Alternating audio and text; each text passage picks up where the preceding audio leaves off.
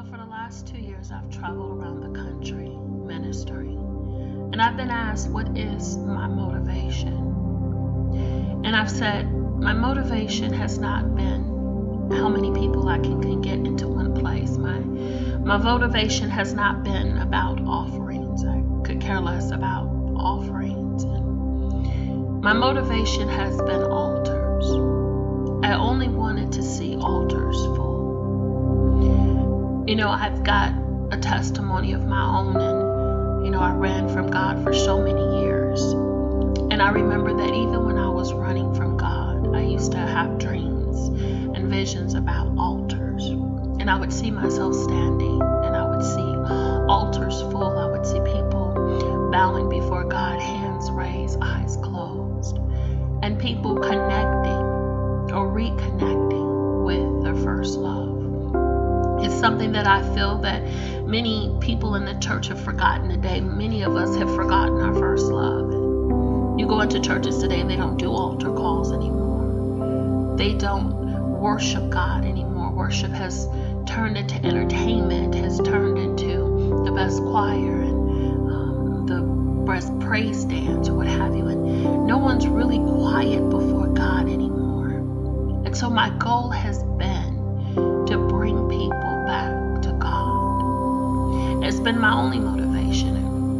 I've been here and there, back and forth, to and fro. I've lost throughout the near decade that I've been ministering, and I've been heavily persecuted by people, many people, because I don't look like a typical minister or prophet or teacher, and I don't sound like one. I've been persecuted for many things, but what has always motivated me was when I see those people, when I'm able to stand up there and do those altar calls for people rededicating their lives to Christ, for people searching their hearts for secret sins, for people who were in need of mental, emotional, spiritual healing, and they're able to come before God. And when I have people come up there, I tell them, this isn't about the person in front of you or behind you or to the side of you. This is between you and the lover of your soul, the one who prayed for you, the bridegroom. My only goal is that I bring as many souls, whether they be lost completely, whether they be lukewarm, whether they're people who have ridden the fence, people who have lost their way somehow down the line, they lost their way, the prodigal sons.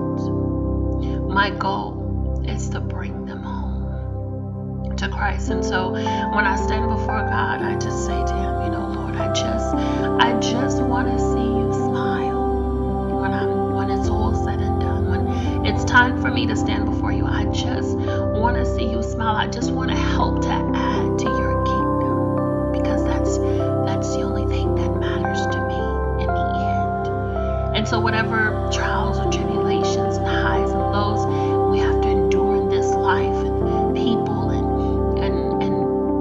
instances and persecution, judgment, whatever the case may be, in the end, the souls are worth it. The souls are always worth it in the end.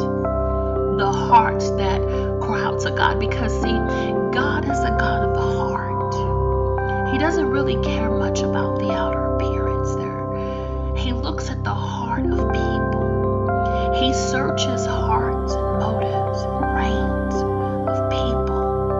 He looks to see who is willing. The Spirit of the Lord, who is perfect and pure and holy, searches through an imperfect world, and he knocks at doors of hearts. And he doesn't care about your background or your culture or your race or your denomination or your age or how long you've been saved. He doesn't care about anything. He doesn't even care about how much sin you've gotten yourself into. All he cares about is, where is your heart? And are you willing to hear the voice of the Lord? Are you willing to obey? When he knocks, will you say yes? That's all he's interested in the end. That's all that God is interested in, the matters of the heart. And he doesn't reveal the matters of the heart to humiliate, and he doesn't reveal the matters of the heart to condemn. God condemns no one. In fact, we're the ones who condemn ourselves when we don't believe. But God reveals to heal. He reveals because he loves. He loves us. And he doesn't desire that any of us should perish. His desire is that we all return to him, that we all come back to him, because we all came from him. But this in-between thing called life, and the decisions that we make, is going to determine whether or not we go to him. And so my goal as this person that came down to earth on this assignment, this somewhere, some point between space and time, I asked to come here, and at some point, at some space and time, I was assigned a job to do. And I just want to fill the rest of my days with doing that job so that I can return to him. But in that process, I want to see as many of us here in creation, here, the human race, black, white, Asian, Latin, destitute, hopeless, tall, short, rich, poor. I want to see them return to their maker in the end, that we all can sit at his table, that we all can rejoice with him, that we will reign with him, that we will worship him, that we will honor him for eternity. We can look back on that. I'm not here for glory or for crowns or for power or for fame or for popularity. In fact, it's been quite the opposite for me. But that's okay, because I know that my Father in heaven, his desire, his only desire is us. He desires us. And that's all that matters to him. So this life, everything in this life will pass away. Everything in this life is temporary. And we must understand that. And so we should never build our treasures here. We should never look to gain in this life. We should always look to gain in the next. And that is my goal. To my dying breath, to whenever God decides to call me out of here, and however that may be, my goal